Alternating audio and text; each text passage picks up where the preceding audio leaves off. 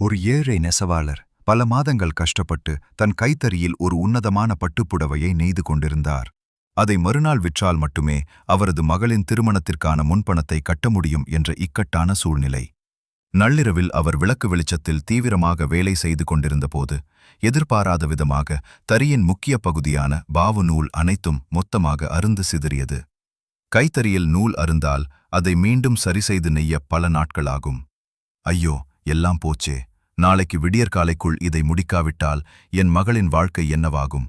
இறைவா, நீ ஏன் எனக்கு கண்ணில்லையா என்று அந்த நெசவாளர் தறிக்கட்டிலேயே விழுந்து கதறி அழுதார். அவரோடு சேர்ந்து அவரது மனைவியும் அழுதாள். அப்போது அந்த நள்ளிரவு நேரத்தில் தறிக்கூடத்தின் வாசலில் ஒரு விசித்திரமான வயதான முதியவர் வந்து நின்றார். அவர் ஒரு வார்த்தையும் பேசாமல் நேராக தறியின் அருகில் சென்று அருந்து கிடந்த நூல்களை தன் வயதான கைகளால் மின்னல் வேகத்தில் ஒவ்வொன்றாக இணைக்கத் தொடங்கினார். சில நிமிடங்களிலேயே அந்த சிக்கலான நூல்கள் அனைத்தும் எவ்வித பழுதும் இல்லாமல் நேர்த்தியாக இணைக்கப்பட்டன. வியப்புடன் புடவையை தொட்டு பார்த்துவிட்டு அந்த முதியவருக்கு நன்றி சொல்லத் திரும்பியபோது அந்த தறிக்கூடத்தில் அவர் இல்லை. வாசலிலும் அவர் வந்த சுவடு இல்லை. ஆபத்தில் தன் குடும்பத்தை காக்க அந்த பரம்பொருளே வந்தான் என்பதை உணர்ந்து அவர்கள் கைகூப்பி அழுதனர்.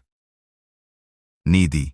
வாழ்க்கையின் நூல் அருந்து இனி வழியே இல்லை என்று நாம் திகைத்து நிற்கும்போது நாம் அறியாத ஒரு எளிய வடிவில் வந்து இறைவன் நம் வாழ்வின் சிக்கல்களைச் சரி செய்துவிட்டு மறைந்து போவார்.